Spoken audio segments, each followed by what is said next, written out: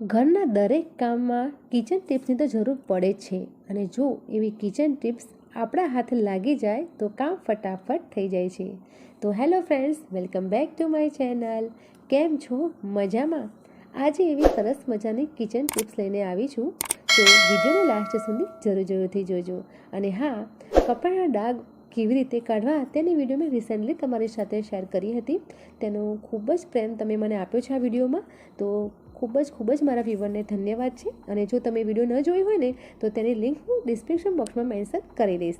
તો સૌપ્રથમ તમે અહીં જોઈ શકો છો કે આવી રીતે શું છે કે પોલિથીન બધાના ઘરમાં હોય જ છે, અને આ ટાઈપનું જો થેલામાં પોલિથીન બધી ભરી રાખતા હોય છે તો એકદમ ખરાબ લાગતી હોય છે.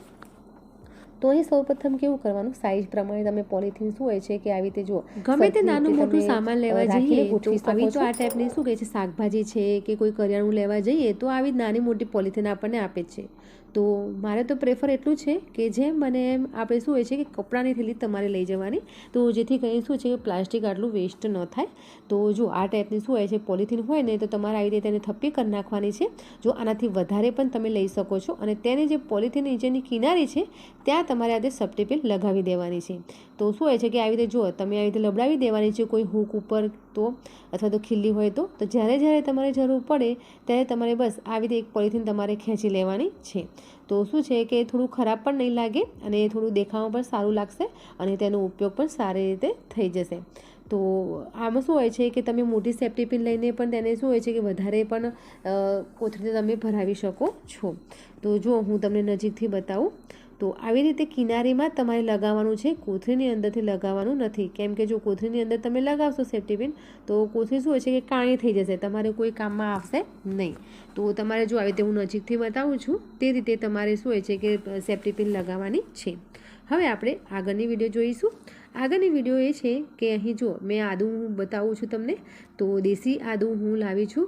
તો શું હોય છે કે દેશી આદું હોય છે એ શું હોય છે કે બધી સિઝનમાં મળતું નથી હોતું, અને શું હોય છે કે દેશી આદું હોય છે તે વધારે આપણે થોડુંક નાખીએ છીએ તો ચામાં હોય છે કે ગમે તેમાં જલ્દી લાગે છે.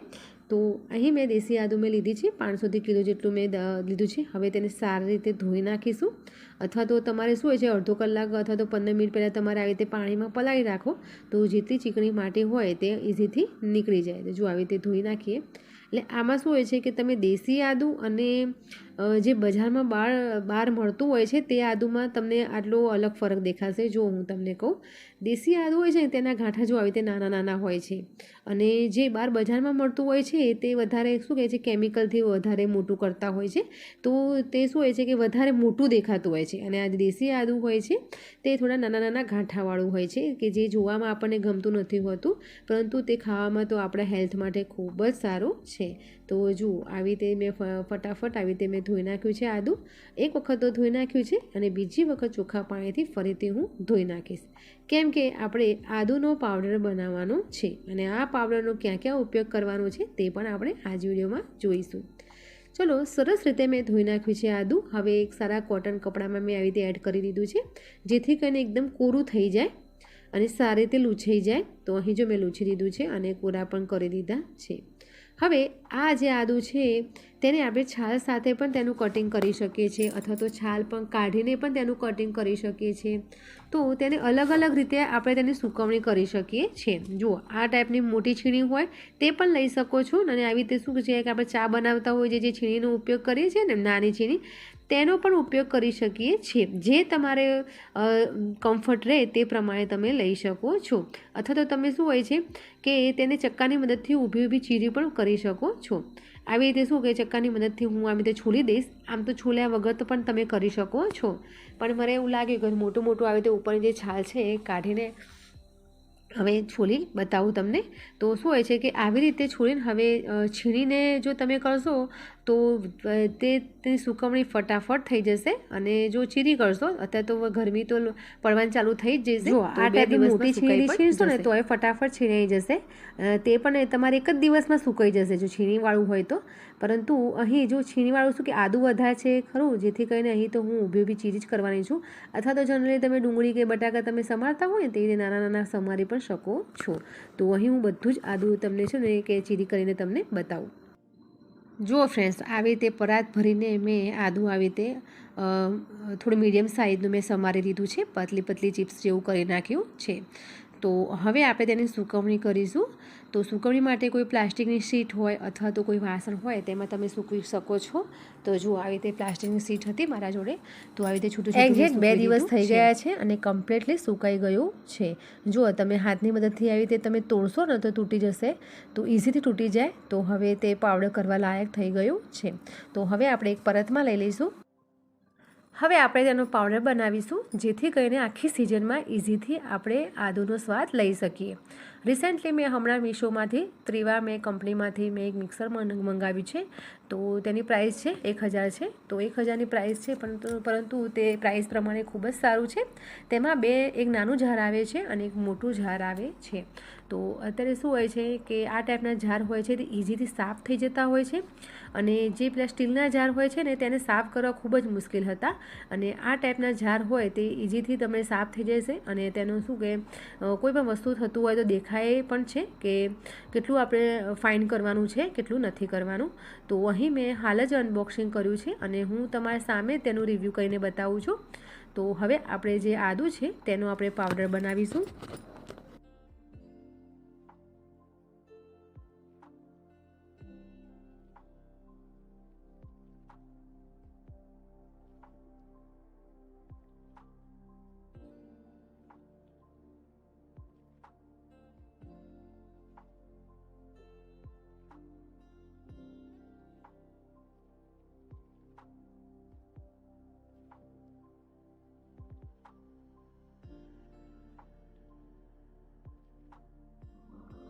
મિક્સર ખૂબ જ સરસ છે, ફ્લેક્સિબલ છે. તો તમે જો લેવાનું ઈચ્છતા હોય તો તમે શું હોય છે કે ઓનલાઈન તમે મંગાવી શકો છો. જુઓ અહીં એક ફૂલ કન્ટેનરમાં મેં પેક કરી દીધું છે પાવડર.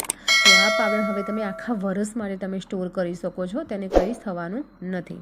તો આ પાવડર આપણે ઘણી બધી આપણે શું હોય છે કે હેલ્પ કરે છે.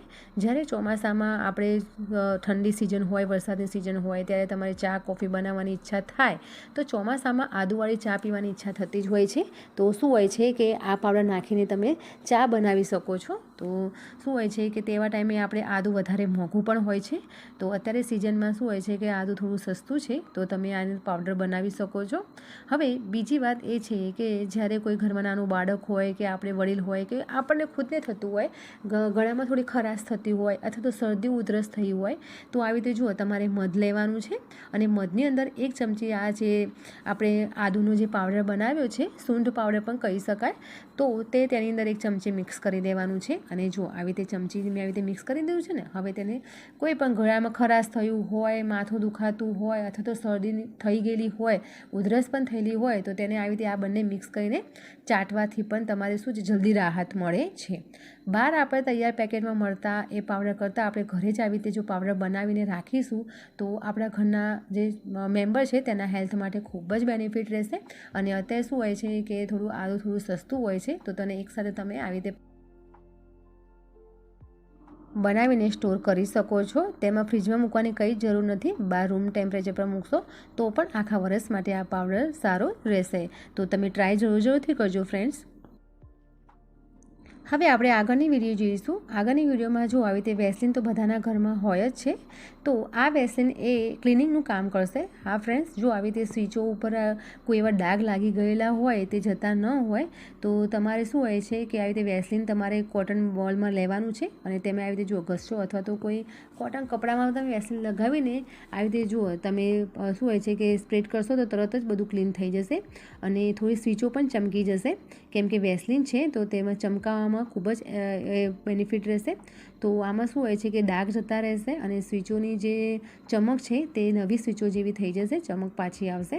હવે આ તો શું, જો હું તમને બતાવું છું નજીકથી કેટલી ગંદકી દેખાઈ રહી છે. આમ જો આમ દેખીએ છે તો ગંદકી નથી દેખાતી, પરંતુ જો સફાઈ કરીશું તો ખૂબ જ તેમાંથી ગંદકી નીકળશે. હવે આ સ્વિચો આપણે સાફ કરી દીધી છે. હવે તેના ઉપર આપણે જો આવી રીતે ડુંગળી મેં આવી રીતે ફોલી દીધી છે અને તે ડુંગળી આપણે તેના ઉપર ઘસવાની છે. હા ફ્રેન્ડ, શું હોય છે કે અમુક ટાઈમે સ્વિચોની આજુબાજુ શું છે કરોડિયા અથવા તો નાની નાની જીવાત હોય તે એ આજુબાજુ જામી જતી હોય છે, અથવા તો શું હોય છે કરોડિયા પણ લાગી જતા હોય છે. તો એ બધી જીવાત ન આવે જેથી કરીને તમારે શું હોય છે કે જો આવી રીતે ઘરમાં ડુંગળી હોય તો આવી રીતે ચક્કાની મદદથી થોડું આવી રીતે રબ કરી નાખવાનું, જેથી કરીને તેનો રસ હોય બહાર આવી જાય. અને આ જે ડુંગળી છે તે આપણે સ્વિચ ઉપર ઘસીશું તો આજુબાજુ માખી મચ્છર કોઈ નાની જીવાત પણ નહીં આવે. તો આ શું હોય છે કે તમે 15 દાડે 20 દાડે તમારે આ ટિપ્સ કરી દેવાની છે, જેથી કરીને આના શું હોય છે કે ડુંગળીની સુગંધ બહુ ખૂબ જ સ્ટ્રોંગ હોય છે. તેના કારણે શું હોય છે કે માખી મચ્છર કોઈ કશું અંદર આવતું નથી.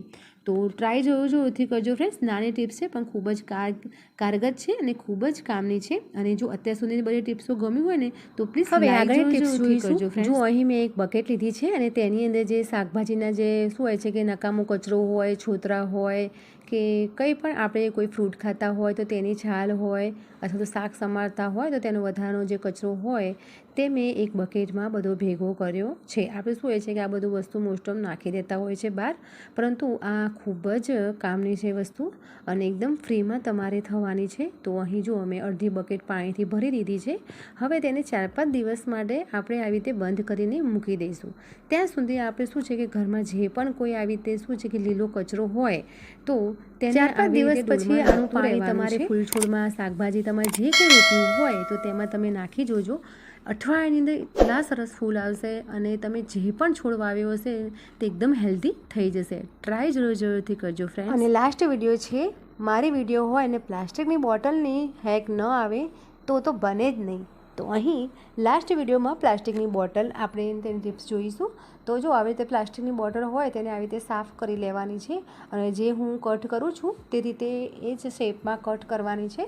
અને કટ કરીને તમે તેનો ઉપયોગ ઘણો બધો કરી શકો છો. લોટ કાઢવામાં કરી શકો છો, દાળ કાઢવામાં કરી શકો છો, ચોખા કાઢવામાં કરી શકો છો. કોઈ વસ્તુ આપણે અથવા તો કોઈ અનાજ કાઢવા માટે તેનો ઉપયોગ કરી શકો છો.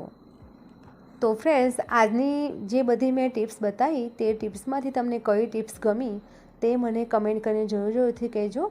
અને પ્લીઝ લાઇક જરૂરથી કરો ફ્રેન્ડ્સ. લાઇક એકદમ ફ્રી ઓફ કોસ્ટમાં છે, કંઈ સબસ્ક્રાઈબ પણ ફ્રી ઓફ કોસ્ટમાં છે, પરંતુ મને મોટિવેશન મળે જેથી કરીને લાઇક અને સબસ્ક્રાઈબ જરૂરથી કરો. અને હવે એક નવા આઈડિયા અને નવી વિડીયો સાથે જરૂરથી મળીશું. અને બધી જ મારી જે ચેનલની જે મારી વિડીયો છે તેની લિંક હું ડિસ્ક્રિપ્શન બોક્સમાં મેં મેન્શન કરી દીધી છે. પ્લેલિસ્ટ મેં બનાવી દીધી છે. અને હા, હજુ સુધી તમે મારી ઇન્સ્ટાગ્રામની આઈડીને તમે ફોલો નથી કરી તો પ્લીઝ ફોલો જરૂરથી કરજો. તેમાં હું નાના બ્લોગ વિડીયો હું તમારી સાથે શેર કરીશ અને તમે જરૂર ફોલો કરો તો તમને ઘણી બધી વિડીયો તમને જાણવા અને જોવા મળશે. તો હવે એક નવા આઈડિયા સાથે મળીશું. Bye bye. જય ભારત.